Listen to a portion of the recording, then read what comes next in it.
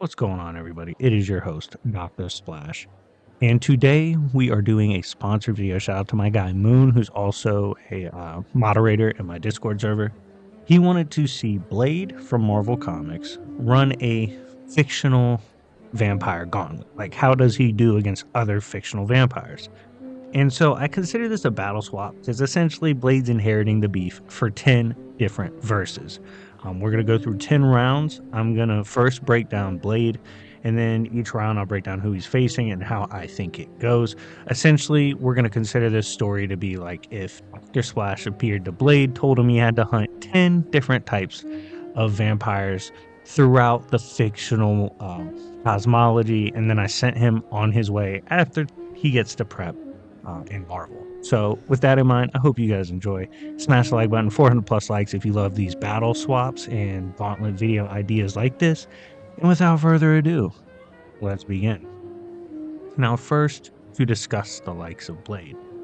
Blade is a character who has gone through some minor retcons in Marvel Comics, but ultimately his mother was bitten when he was in her womb, and this essentially allowed him to grow to be a hybrid vampire.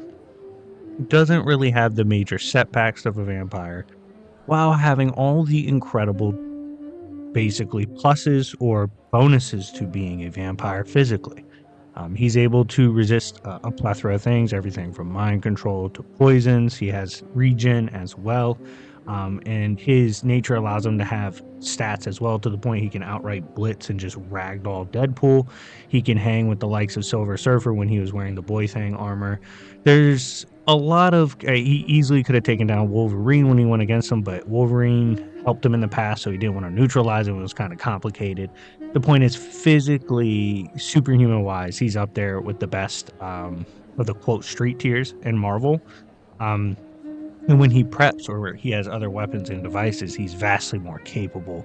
And this is complemented by his skill as the premier hunter of vampires and supernaturals in Marvel. He was a threat to essentially everybody once he teamed up with cosmic vampires, because if he has the power to do so, he definitely has the skill and tactics to take on even the best of the Avengers and the Defenders of the World. This, in my opinion, was best highlighted when he literally out-prepped the Avengers, and he knew to take down Doctor Strange first due to how Doctor Strange would address the problem of the vampires. In terms of actually hunting vampires and what he brings to the table, which is the biggest point of this video, he's constantly carrying silver, garlic, holy weapons, religious weapons, even extra-dimensional religious weapons that extend for actual weapons from heaven in Marvel. Heaven itself owes Blade a favor. That's how much work he's put in against vampires and the supernatural. His senses allow him to know if anything magic, evil, or demonic is around him. This would of course extend to vampires. His goggles can help protect him from the psychic attack on top of his natural abilities. And overall, he's one of the most menacing vampire hunters we've ever seen in fiction, especially if given prep in Marvel Comics. With that out of the way, and with that brief rundown on Blade to kind of get you familiar with what he brings to the table, let's talk about how this gauntlet goes. Round 1, Blade is facing Dracula from Castlevania. Now, the most important things this Dracula brings to the table is he has an insanely OP castle. This castle is actually infinite in nature, contains several dimensions within it, an infinite corridor, and several corridors that lead to extra-dimensional realms like hell. Given this castle and everything inside of it is merely an extension of Dracula's power, Dracula inherently scales to this. Easily could take over the world, obviously. Has a legion of vampires he can command that are still loyal to him, as well as other demons that he can summon. And he can essentially weaponize this castle to take you on. Now, if Dracula was faced with Blade, if Blade pulls up, and he arrives at this castle, he's the last hope for humanity before they get boloed. It's not Belmont. Belmont got shot by a hooker in a back alley or something, all right? For the sake of the story. Blade shows up. I actually don't think he loses to Dracula, especially if we're giving Blade prep. There's nothing Dracula brings to the table that Blade hasn't seen before. If you've hung out in Marvel's hell and had some success or relative success there, or any of the darker layers of Marvel, you'll be fine against Castlevania's Dracula. And I think his expertise, his skill, and his weapons and what they scale to. I mean, this is a guy who at one point was carrying around a weapon that could seal Zarathos, right? It's fucking insane. I think he'd take down Dracula. It wouldn't be easy, given Dracula does have pretty good scaling with the castle. But due to his weapons and experience and skill, and he definitely has the speed to do so, especially if he has Boy Thing on him, I don't see Dracula taking this one. I have Blade clearing this round. Next, we have Alucard from Hellsing. Alucard's one of my favorite vampires in fiction. He was pretty funny. The only complaint I had about this manga, sorry that I'm putting it in this video, I just have to say it because I don't talk about him a lot. The art was really hard for me to get by. I just didn't like the art. It was kind of bad. With that in mind, Alucard's best scaling does come from the philosophical Schrodinger's cat, right? Like you're alive and not alive at the same time. This weird balance. And this allows him to essentially have that weird hack of he both exists and doesn't exist at the same time. He's both dead and not dead, suspended, not suspended. This ability allows him to contend with insane foes on top of having regular vampiric type hacks. So how do I see Alucard faring against the likes of Blade? Alucard's ability is indeed weird. It's one of those abilities that makes you think before pretty much any battle, unless it's just someone that's like blatantly outer to high outer. You're like, yeah, they won't give a fuck about this. It doesn't matter. Blade's dealt with stronger shit and stronger abilities. And I do believe some of his extra dimensional weapons can put down Alucard, on top of the fact he has stuff like adamantium. So due to the weapons, I see him taking down Alucard, and I do think he has the magical weapons capable of overcoming the hacks of Alucard that would otherwise keep him alive in this battle. With that in mind, clears round 2 as well. Next, we have the vampires from Hellboy. Now, the best scaling, because obviously vampires aren't super prominent, is they can give Hellboy tiers some difficulty, especially the stronger vampires, with Hellboy taking on demigods and gods alike, even shot the Baba Yaga, who can walk on Yggdrasil, and can take on extra dimensional demons as well, and demons from the void beyond the dimensions of time and space. Do I think vampires directly scale to Hellboy? No. Can they make it a rough Tuesday for him?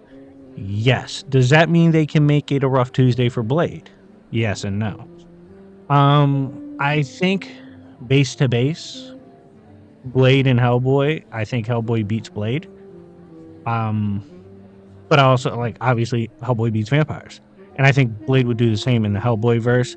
However, Blade with prep and Blade at his best, like with the best type of weapons, probably beats Hellboy. So with that in mind, I definitely see him taking down the vampires in Hellboy's verse. So he clears round 3 as well. Now on to round 4 for Vampire Hunter D. Now, Vampire Hunter D is a verse I've covered before, but he is a being that basically exists beyond the story. Like he's this weird anomaly that exists both in and outside of the Akashic Records, which contains everything: the stories, timelines, narratives, dimensions, all things in it. He can operate outside of that, and his power can go beyond that. He's a fucking weird character. I'm gonna be so real with you, and he's stupidly broken. And if you can't tell by my tone, Blade's in trouble here. I think Vampire Hunter D has the blatant scaling to just be too much for Blade. Blade at his absolute best, maybe, but not likely. I think Vampire Hunter D takes him down. Blade loses this round. Next, we have the Elder Scrolls Vampires. If you have not seen my Elder Scrolls content, please go check it out. I also have an updated scaling on the Elder Scrolls cosmology coming soon. Now, and hint, if someone sponsors it, it'll come a lot faster. Now, Elder Scrolls is a verse which even the lowest of layers have several dimensions stacked within them, as well as infinite arguments. On top of this, layers outside of that blatantly are outerversal. Vampires easily scale to the high outer range in the Elder Scrolls mythos, especially considering The strongest of vampires can take on some of the stronger tiers within the verse, which are easily outer to high outer. Um, because of that, if you can't tell by my tone, Blade's in trouble. Blade pulls up the Tamriel. Based on the narrative and based on the lore, he's in trouble if he runs into a mud crab, okay? God forbid we get a vampire or an advanced or a stronger vampire king involved. He's cooked. I think the Elder Scrolls vampires would beat the shit out of Blade. I have Blade losing this round. Now, moving on to round 6, we have the vampires from the Witcherverse. This one's interesting, right? Because The Witcher, when you read the novels and look at other accompanying works with his mythos, he can fight monsters from beyond the stars that can blink out stars. He can fight beings from beyond time and space. He can also take on the likes of vampires that are openly threats to the Witcher tier. So because of that, I think the vampires are a lot stronger than people give them credit for in the Witcherverse. They can hypnotize you. They play a lot of mind games that even are a threat to Witchers that are obviously trained to negate this. How this goes, base Blade would struggle a bit. Like, it would be a little tricky at points. I do think he gets it done, but Blade with prep, I see him taking down the vampires in the Witcherverse. There's just nothing special about them or nothing unique about them that Blade hasn't manhandled in the Marvel Universe. So I have Blade getting back to his winning ways and winning this round.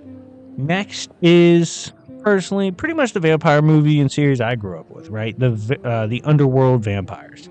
Now, these vampires are constantly beefing with the likes of werewolves and even hybrids. They easily dodge bullets, and let's end the conversation there, okay? There's, in truth, there's not a lot of scaling for Underworld. There's nothing crazy. They're like legitimate street tiers. When we have conversations about street tiers, Underworld's up there, right? This is a joke. Like, if Blade shows up, if he farts, they die. There's nothing they can do. This is bullying. I'm anti-bullying. Blade clears this round. The negative of most negative difficulties, okay? Next, we have... is fun movies, though. Go watch that. They just get cooked by Blade. Next, we have Mandrakk. Now, Mandrakk is a cosmic vampire from DC who ends up beefing with cosmic armor. Superman, he's in a monitor gone wrong. Even at one point falling into the Overvoid and surviving that. Chained the Great Beast. He's a wild boy. He's a crazy boy, one a threat to the narratives themselves. Obviously, if he runs down on Blade, what the fuck's Blade gonna do? Like, the Blade doesn't really have an answer for Mandrakk. This will be a rough day at the office. Absolutely negative difficulty. Mandrakk clears. I have Blade horribly losing this round. Next up, round 9, we have the Sinners Vampires. Now, this is a movie that's extremely popular, one of the biggest box office hits of the year. Shout out to Ryan Coogler for dropping another banger. I enjoyed Sinners, saw it twice. These vampires basically showed up due to the music, which can cut through. It follows a lot of mythology around the world that, like, essentially proper music, proper bangers can open up the veil between life and death and allow you to access these realms.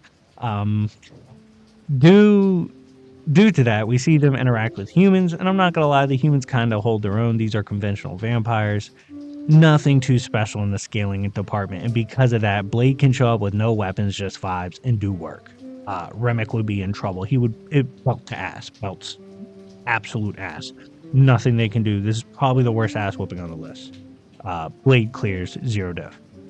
Final round, and smash the like button if you have not enjoyed the video enough to smash it already, okay? And if you haven't hit it already and you watched it this long, that's kind of confusing anyway, to be real. But getting back on topic, we have vampires from the Stephen King multiverse. Now, there's 3 different tiers of these vampires, right? There's the type 1 that come from the original Prim. They're like the parts of the original cosmic horror Prim, predating all of creation, the different layers.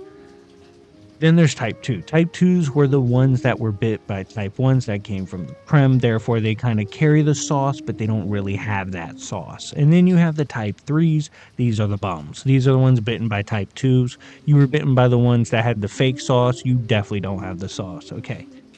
How does it go if Blade pulls up on these vampires? This is a really fun. This is why I saved it for the last round because it's really fun. Type threes.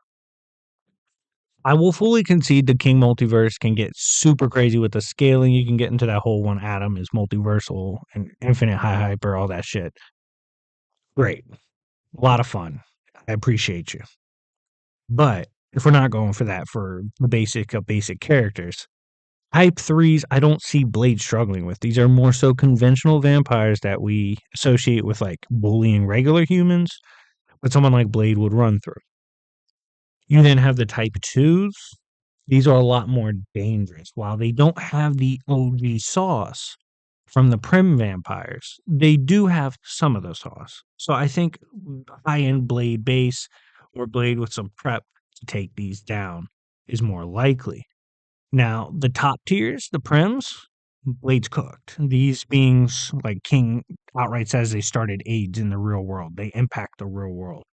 It gets pretty wild with the fictional transcendence on top of coming from the Prim, which is a high outer to boundless, cosmological masterpiece, so to speak. Like, I think the King books kind of suck, but the cosmology he built is vast and expansive and massive. And I think the beings that scale to the original Prim, which is outside of even the Dark Towers, that's insane. And I think these beings would take down Blade. So overall, several wins, few losses. And honestly, when he lost, it was kind of bad. And he had some wins where it was just a straight up dunk. But anyways, guys, let me know what you think in the comment section down below. Do you think Blade clears? Do you think he gets cooked in certain rounds? Do you agree with me? Disagree? Let me know how you feel. Thank you so much for watching. And remember, it's Yancey Street, bitches.